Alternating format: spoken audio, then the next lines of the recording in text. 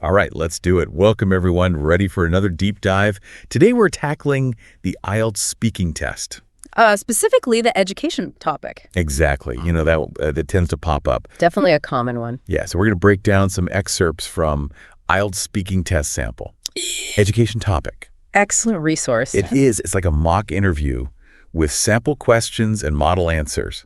We'll use those as a springboard, but we're not just going to read them, right? Oh, no. We're going to dissect them, pull out those strategies to really, Help you shine. exactly, help you impress those examiners. So like always, this is your secret weapon, folks. Mm-hmm. All right, so part one, right, that initial warm-up round, what's the vibe got to be? Conversational, natural. Yeah, like you're chatting with a friend. Precisely. Let your personality peek through a bit.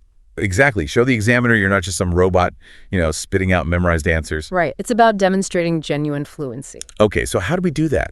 I mean, even in those early questions, like, do you work or are you a student? Right. Or why'd you choose this subject?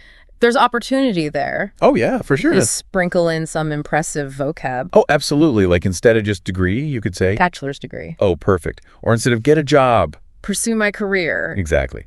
It's showing you're comfortable with that academic language. Which is a big plus in this context. It is. And then there are those little gems in the sample answers. Things like, Eager beaver. oh, yes. Huh. And teacher's pet.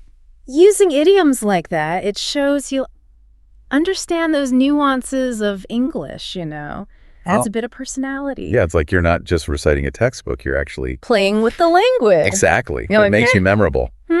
Teacher's pet. Is that too slangy, though? Too informal for IELTS? Good question. Depends on context. Here, it fits naturally, doesn't sound out of place. Yeah. The key is to be mindful of your tone. Avoid anything disrespectful or too casual. But a well-placed idiom can definitely work in your favor. All right, so vocabulary is key for part one. But what else matters? Yeah. Fluency, obviously. Pronunciation, too. Right. Like, think of it as warming up those speaking muscles. Yeah. Get comfortable with the examiner there. Yeah. Aim for a natural flow. Smooth. Clear pronunciation. Yeah.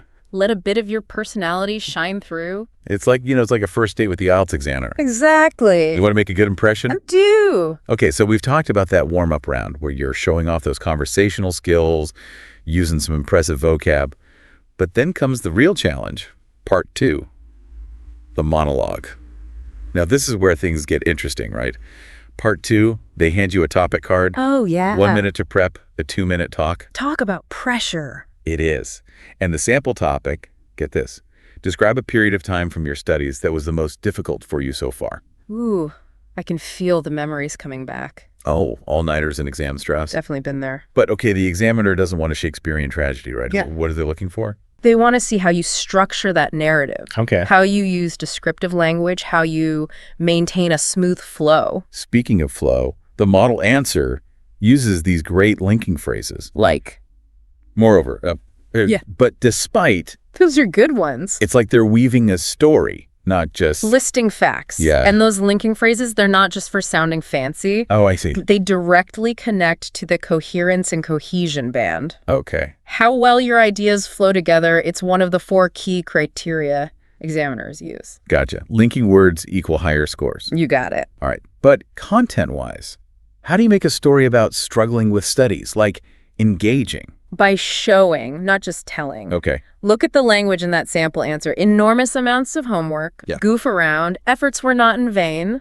That's great. They paint a picture. Yeah, like adding flavor to the story. Exactly. It turns it from bland oatmeal to a gourmet meal. And I bet that makes it more memorable for the examiner. And absolutely, they're listening to dozens of candidates. A well-told story, Even about a tough time. even about a tough time, can make you stand out. That's what we want.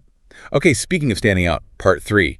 This is where you get to show off those analytical skills. The big leagues of ideas.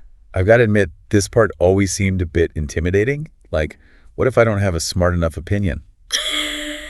Yeah, it's like now we're moving past personal stories, right? We're getting into these bigger issues. Exactly. The examiner wants to see... More abstract stuff. Yeah, can you think critically? Can you engage with those complex topics? Okay, so that makes sense. It's not about having the right opinion. No, it's about how you think.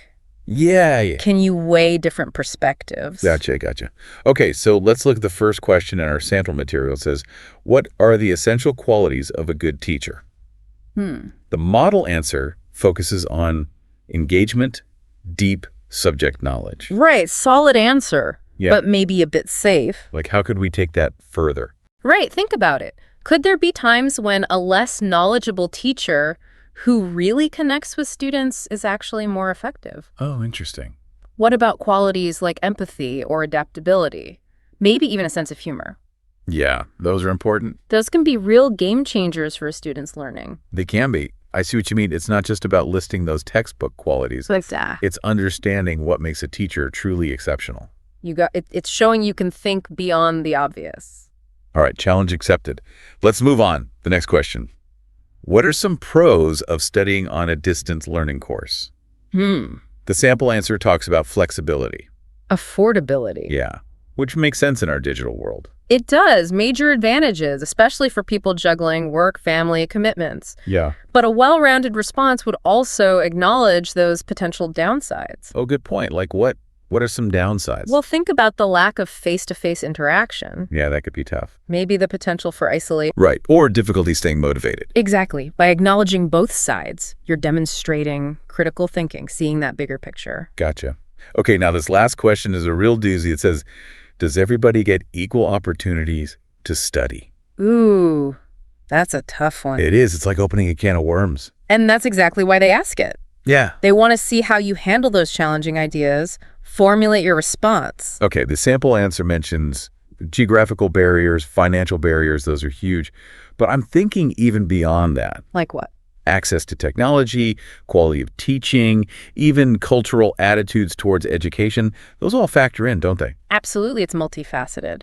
Yeah. Think about how socioeconomic background, gender norms, even disabilities can affect a person's educational journey. Wow. It's true. The more you think about it. Right. Yeah, it makes you realize how much goes into creating a truly level playing field. It does, and that's a great takeaway from this deep dive. It is. Remember, the IELTS speaking test isn't just about proving your English skills. It's about so much more. It's showcasing your ability to think, analyze, articulate your ideas. Yeah, it really is. Effectively. So to wrap things up, I think we've learned that acing this IELTS speaking test, especially on this education topic, it's about balance, right? Yes. Strong vocabulary. Clear structure. But also weaving in those engaging stories, thinking critically about these complex issues. And don't forget, be yourself. Yeah, that's important. Let your genuine interest in education shine through. It will. Enthusiasm, authenticity, those make a difference. They do. This has been an incredibly insightful deep dive.